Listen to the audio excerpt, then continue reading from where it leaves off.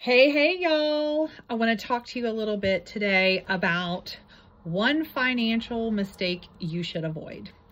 And one of the things that most people blunder with, or most people really struggle with, is having an emergency fund.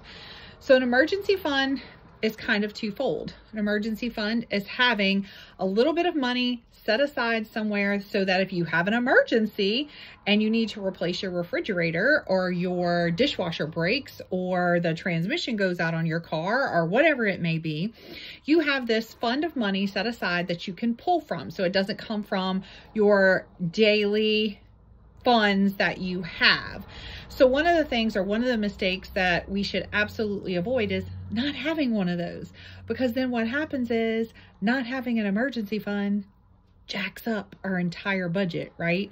So if we're on a 50-30-20 budget where 50% of our money goes to our normal expenses, 30% goes to things that we want, and 20% goes to paying off our debt or putting money into savings, what happens is your refrigerator goes out and then your budget is blown for the month, right? You absolutely have nowhere to pull from, or if you do, you pull from the money that you want to spend someplace else, or you pull money from paying off debt or putting into your savings.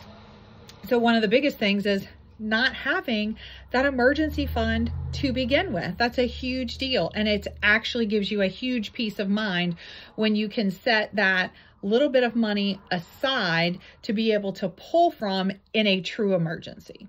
Now, when I say true emergency, I mean my refrigerator went out, my transmission went out on my vehicle.